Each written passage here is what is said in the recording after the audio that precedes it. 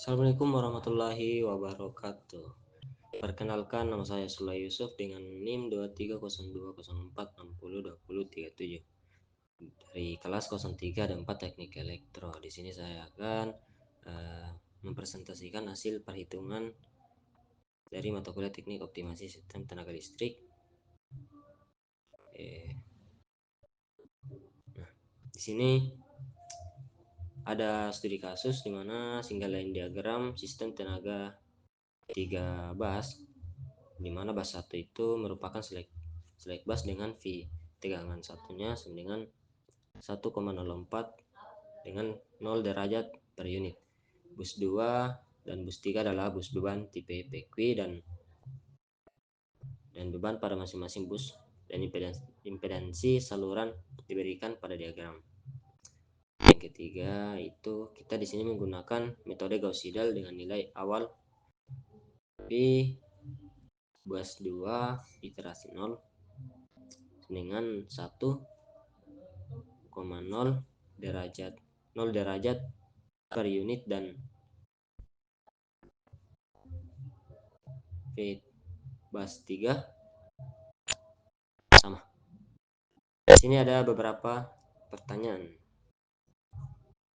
Jadi itu ada 3 pertanyaan, yaitu menghitung tegangan bus 2 dan bus 3 sampai ke iterasi keempat, lalu dibulatkan hingga 4 angka di belakang koma. Yang kedua itu menghitung daya aktif dan reaktif. Yang keempat aliran daya setiap saluran dan rugi-rugi daya.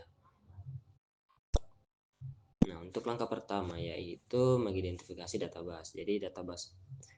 Jadi bus 1 itu di slack bus berfungsi sebagai referensi sistem dengan nilai V1 sama dengan 1,04 dengan sudut 0 derajat per unit. Bus 2 itu sebagai load bus, di mana dia memiliki nilai 200,3 MW dan 78,1 MV ampere reaktif. Dan bus 3 ya sebagai load bus juga memiliki nilai 95,7 MW dan 32,1 MV ampere reaktif. Lanjut ke langkah 2 itu mengkonversi daya. Jadi pada bus 2 untuk mengkonversi daya P dan Q kita menggunakan rumus S sama dengan slack megawatt per megavolt ampere reaktif per S-base.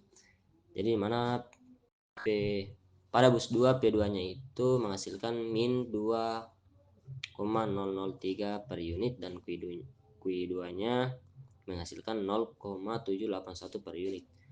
Sedangkan bus 3 itu menghasilkan 0,957 per unit dan Q3-nya 0,8321 per unit.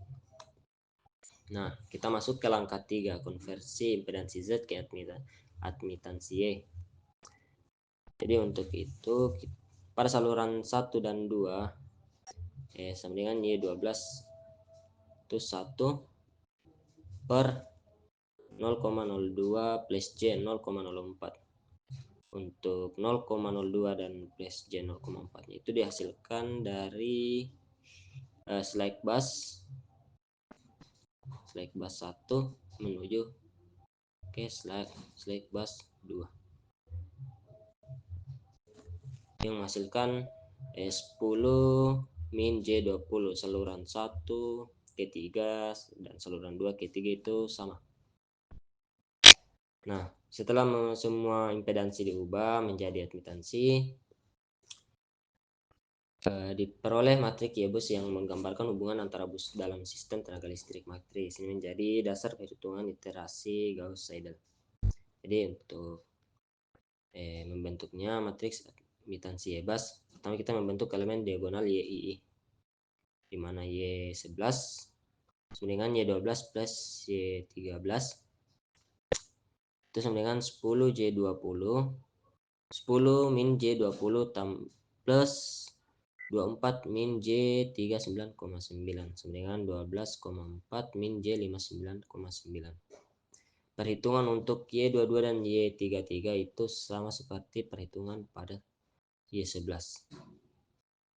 di atas, dimana Y22-nya itu menghasilkan 18,22 min J 41,9 dan Y33 10,62 min J 61,8. Nah, kita lanjut menentukan elemen of diagonal. Untuk menentukan itu kita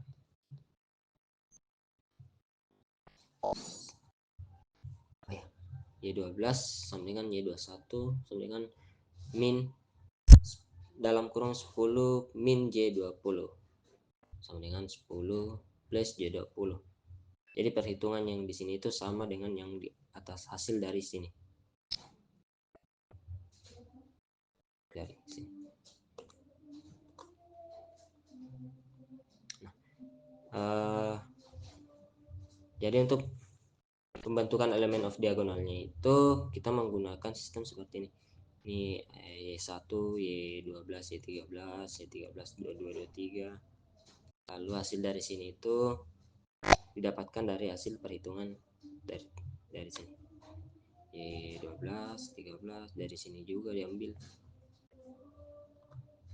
Untuk selanjutnya langkah 5 yaitu menentukan nilai awal. Jadi nilai tebakan awal biasanya flat strat yaitu 1,0 derajat 0 derajat untuk semua bus kecuali slug bus. Nah, kita masuk pada iterasi perhitungan. Jadi iterasi adalah proses perhitungan berulang untuk mendapatkan solusi yang mendekati nilai sebenarnya.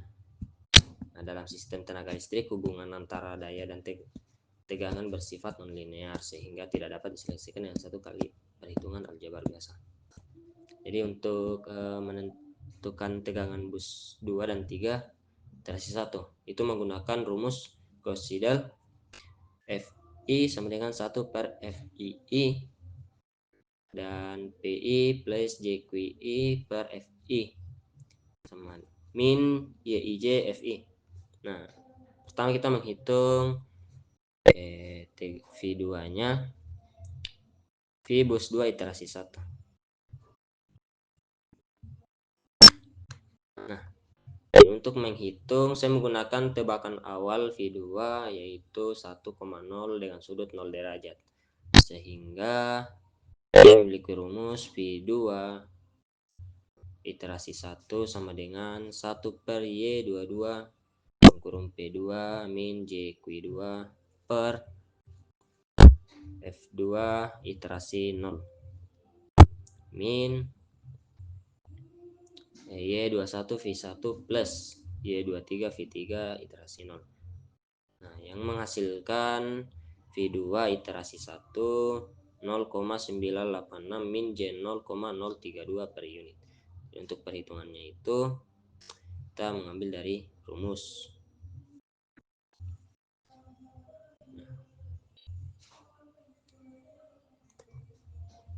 Nah, untuk bus hitung V3 bus 3 iterasi 1.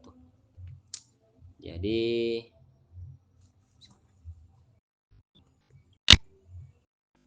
sama rumusnya dengan perhitungan V2 iterasi V2 bus 2 iterasi 1 yang tadi, hanya saja ini beralih pada bus 3 yang dimana ia menghasilkan 0,949, J 0,53.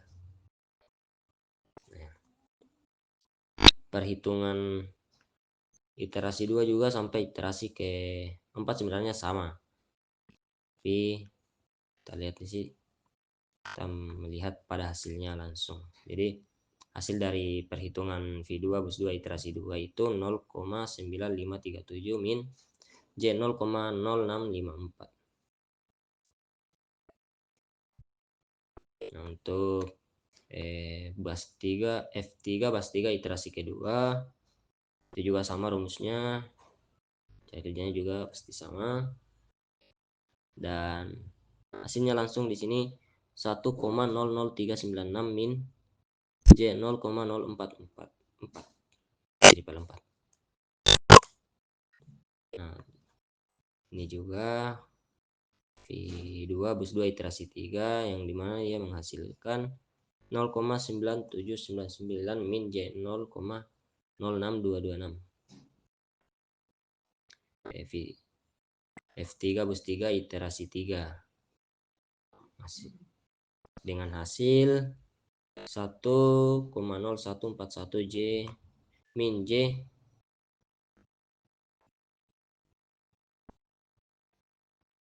0,0408. Untuk menentukan tegangan bus 2 dan 3 iterasi keempat, hitung V2 bus 2 iterasi keempat. Nah, di sini masih menggunakan rumus yang sama. Jadi di mana V2 dan 4 itu di Y22 ini menghasilkan 1,0446 plus J 0,1639. Untuk F3 bus bus 3 iterasi keempat hasilnya juga 1,022 plus J 0,4772. Jadi untuk selanjutnya yang itu konvergensi, di mana delta V sama dengan F, gunakan rumus ini, FK min 1, di mana V bus 2 nya V bus 2 iterasi ketiga sama dengan 0,9799 min J 0,6226. Ini nilai dari sini ini semua diambil dari perhitungan iterasi 1 sampai iterasi keempat. Mulai dari iterasi mulai perhitungan dari V bus 2 iterasi ketiga yang menghasilkan 0,0647 min J 0,22616. Ini juga delta V yang diakarkan, delta V2 diakar sampai menghasilkan 4 angka di belakang koma, 0,23523, sementara toleransinya itu sama dengan 5 kali 10 min 5.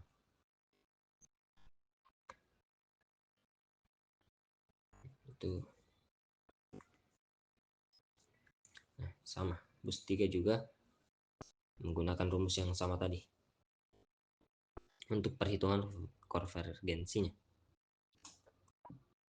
yang hasilnya itu 0,0079 min J 0,08752.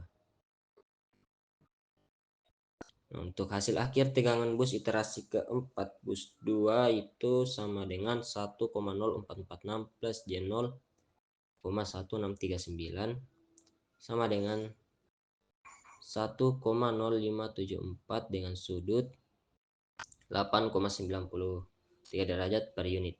Dan bus 3 itu 1,022 plus J 0,4672 menghasilkan 1,0231 dengan sudut 2,62 derajat per unit.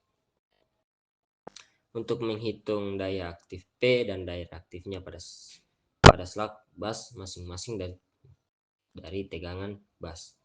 Jadi untuk V1 nya itu sama dengan 1,04 J plus J 0, V2 1 itu 1,0496 plus J 0,1639, dan V3 nya 1,022 plus J 0,04672. Itu daya aktif P nya, dan daya reaktifnya itu Y11 sama dengan 12,4 min J 20,9. Y12 sama dengan min 10 plus J20. Y13 sama dengan min 2,4 plus J30,9. Nah, untuk elemen matriks Y box yang sudah dihitung dalam tabel matriks, kita menggunakan YIJ. untuk menghitung arus slack bus V1 itu menggunakan rumus I1 sama dengan Y11 V1 plus Y12 V2 plus Y13 V3. Jadi untuk perhitungan di sini itu yang diambil dari sini. Nah, I2 sama dengan 12,4 min J 50,9 1,4 untuk Y12 V2 1,04 J0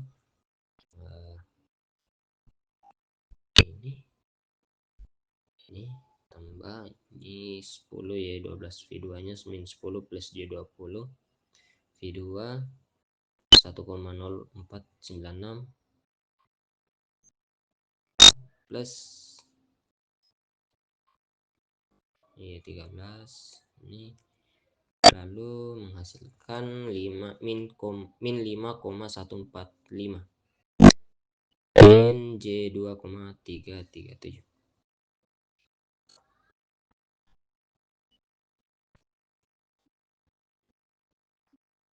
Nah, di sini juga untuk menghitung bus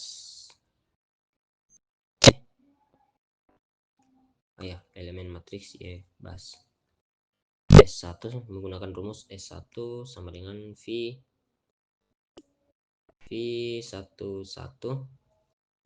V1 I1 sama dengan 1,04 plus J0 min 5,145 plus J2,377 yang menghasilkan 0,53 min 5,350 plus J2,472 per unit. Jadi P1 nya itu sama dengan 5,350 per unit itu 535 megawatt, sedangkan Q1 nya sama dengan 2,472 per unit yang menghasilkan 247,2 megavolt ampere reaktif. Setelah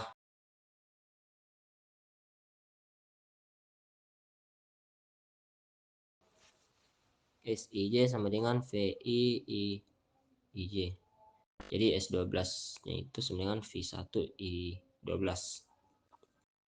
Sama dengan 1,04 plus J0 min 3,324 min J 1,547 sama dengan 0,3,457 min J 1603 per unit min yang menghasilkan minus 345,7 megawatt dan min J 160,3 megavolt ampere reaktif. S12-nya sama perhitungannya, jadi langsung saja pada hasilnya yaitu min 321,9 megawatt min J 216 megavolt ampere. Untuk menghitung perhitungan yang di sini itu sama menggunakan rumus. Kita langsung lanjut pada ini. Sini juga masih sama perhitungannya dengan yang di sini lanjutannya. Jadi masuk pada kesimpulan berdasarkan aliran daya dengan menggunakan metode Gauss-Seidel pada sistem 3 bus, simpulkan bahwa iterasi itu berhasil memberikan pendekatan nilai tegangan pada bus 2 dan bus 3 hingga ke iterasi keempat. Yang perlu diketahui perubahan tegangan delta V masih berada di atas batas toleransi yang ditentukan. Nah, ini menunjukkan belum sepenuhnya konvergen tapi sudah mendekati kondisi stabil. Dan untuk kedua busnya ini mengalami kenaikan nilai tegangan dari nilai awal flat start yang mencerminkan pengaruh interkoneksi sistem terhadap distribusi tegangan. Nah, untuk saluran perhitungan aliran daya itu memberikan adanya distribusi daya aktif dan reaktif antara saluran yang tidak seimbang yang mengakibatkan rugi-rugi daya pada setiap saluran. antara bus 1, bus 2 yang memiliki rugi daya terbesar, sedangkan saluran antara bus 2 dan 3 memiliki rugi daya yang paling kecil. Sekian dari saya. Assalamualaikum warahmatullahi wabarakatuh.